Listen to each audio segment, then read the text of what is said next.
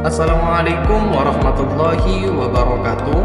Kami mahasiswa Universitas Islam Negeri Raden Patah Palembang, Fakultas Syariah dan Hukum, Prodi Hukum Keluarga Islam, kelompok 2 semester 1. Video ini kami buat untuk menyelesaikan salah satu tugas mata kuliah Ulumul Hadis dengan dosen pengampu Bapak Marzuki SSY MA. Kami dari kelompok 2 terdiri dari 4 orang yang masing-masing bekerja sama untuk membuat makalah dengan materi yaitu bentuk hadis dan fungsi terhadap Al-Quran.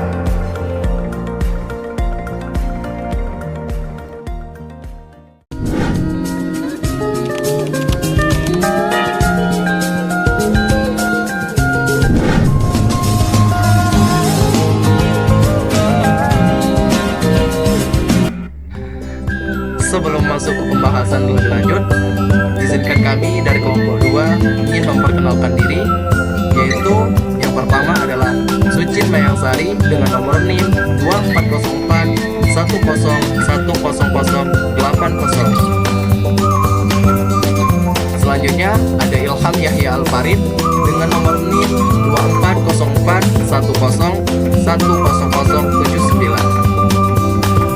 Selanjutnya adalah saya sendiri, yaitu Muhammad Rizky dengan nomor NIM 2404 101062. Dan yang terakhir ada Nur Fajriyatul Iza dengan nomor NIM 2404 101065. Baiklah, izinkan kami dari kelompok 2 ingin mempresentasikan makalah ulumul hadis dengan materi bentuk dan fungsi hadis terhadap Al-Quran. Makalah ini membahas tentang bentuk hadis dan fungsi terhadap Al-Quran. Hadis merupakan sumber ajaran Islam yang penting, namun tidak sedikit umat Islam yang belum memahami apa itu hadis. Hal ini menimbulkan keracunan dalam memahami ajaran Islam, karena tidak semua yang memakai bahasa Arab dapat dianggap sebagai hadis. Makalah ini bertujuan untuk menjelaskan pengertian hadis, bentuk berikutnya, dan fungsi hadis terhadap Al-Quran.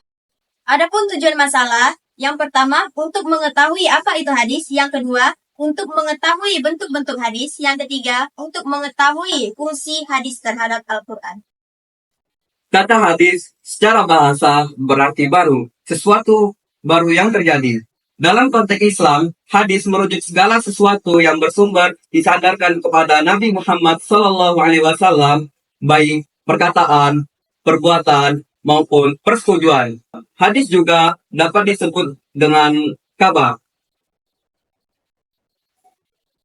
Dalam Al-Quran, hadis juga disebutkan oleh firman Allah Subhanahu wa taala surat Al-Kahfi ayat 6.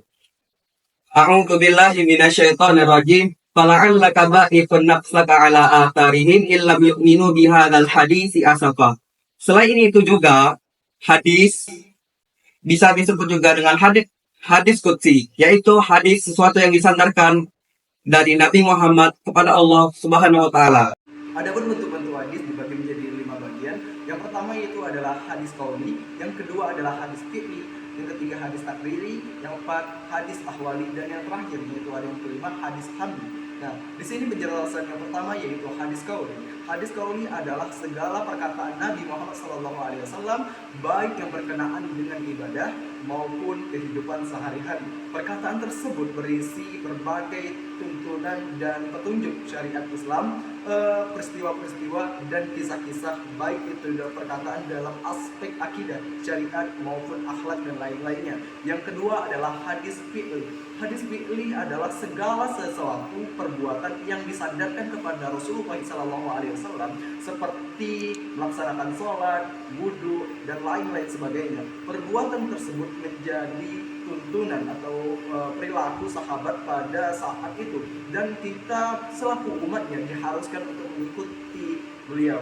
Dan yang ketiga yaitu hadis takriri. Nah, hadis takriri ini adalah penetapan Nabi Muhammad SAW terhadap apa yang datang ataupun yang dilakukan oleh para sahabat terdahulu yang terdekat dengan Rasulullah SAW. Penetapan ini dapat berupa diamnya seorang Nabi Muhammad SAW, itu menandai bahwa beliau setuju atau menganggapnya perbuatan itu bagus. Yang keempat adalah hadis ahwali.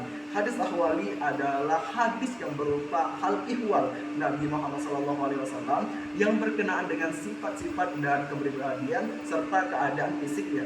Aspek intrinsik meliput sifat-sifat psikis dan personalis, sedangkan aspek ekstrinsik meliputi keadaan fisik Nabi Muhammad SAW. Dan yang terakhir adalah hadis hamdi.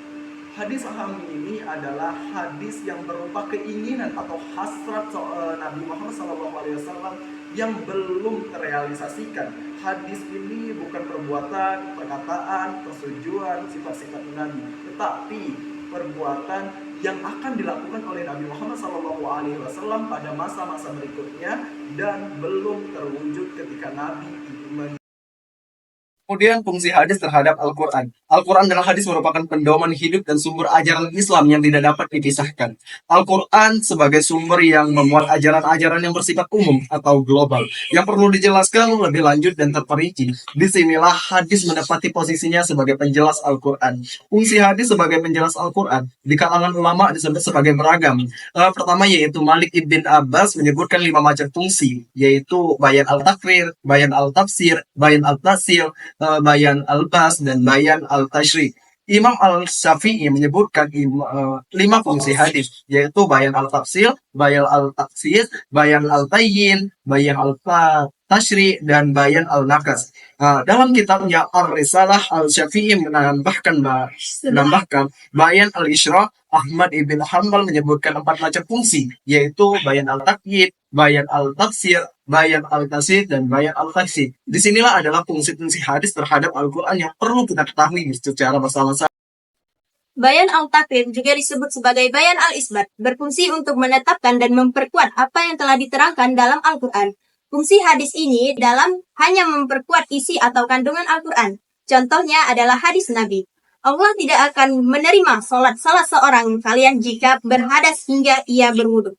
Hadis tersebut sejalan dengan yang dikarenakannya memperkuat ketentuan Al-Quran, bahwa orang yang hendak mendirikan sholat harus berwudu terlebih dahulu. Dalam Quran Surat Al-Ma'idah ayat 6 yang artinya, hai orang-orang yang beriman, apabila kamu hendak mengerjakan sholat, maka basuhlah mukamu dengan tangan sampai dengan siku.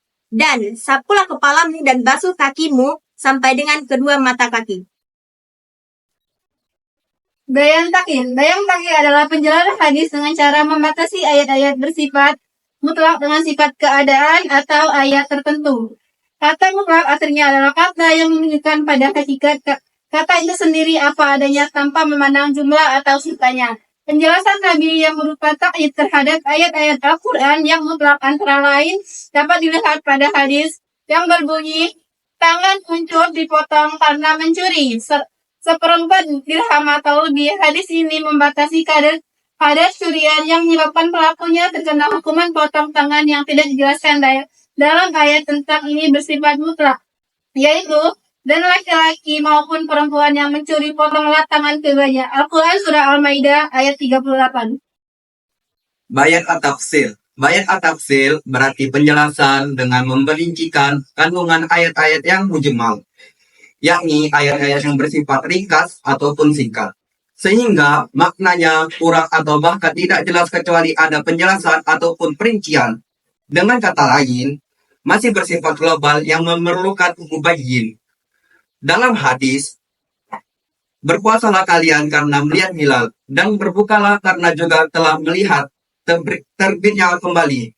Hadis tersebut menjelaskan tentang tata cara berpuasa Ramadan yang dimulai dan diakhiri dengan melihat hilal. Sebagai penjelasannya dari keumuman ayat tentang puasa, yaitu A'udzubillahi minasyaitonirrajim. Ya ayyuhalladzina amanu kutiba alaikumusiyam kama kutiba alal ladzina min qablikum la'allakum tattaqun. Quran Surat Al-Baqarah ayat 183. Bayan an-nasakh. Bayan an-nasakh adalah penjelasan hadis yang menghapus ketentuan hukum yang terdapat dalam Al-Quran. Hadis yang datang setelah Al-Quran menghapus perbedaan pendapat tentang boleh tidaknya hadis menasahkan Al-Quran. Ulama yang memperbolehkan juga berbeda pendapat tentang hadis kategori apa boleh menasahkan Al-Quran. Mereka mengemukakan contoh hadis, la wasiyatu liwarisi. Ahli hadis tidak dapat menerima wasiat.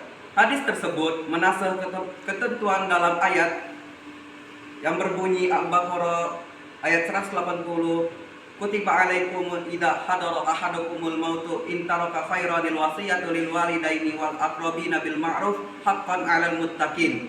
Diwajibkan atas kamu apabila seseorang di antara kamu kedatangan tanda-tanda maut, jika ia meninggalkan harta yang banyak, berwasiat untuk ibu bapa dan karib kerabatnya secara ma'ruf.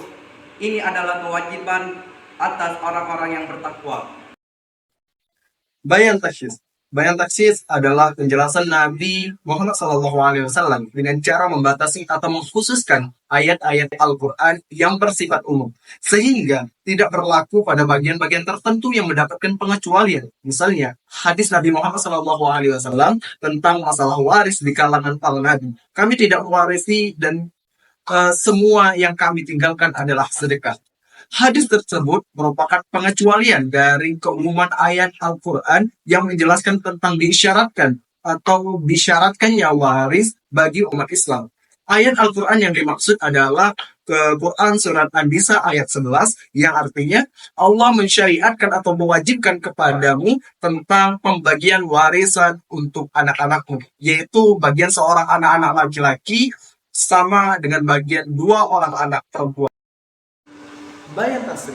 Bayan tasri adalah penjelasan hadis yang berupa penetapan suatu hukum atau aturan syar'i yang tidak didapat oleh nasnya dalam Al-Quran. Dalam hal ini Rasulullah SAW menetapkan suatu hukum terhadap beberapa persoalan yang muncul saat itu dengan sabdanya sendiri tanpa bersandarkan pada ketentuan ayat-ayat Al-Quran.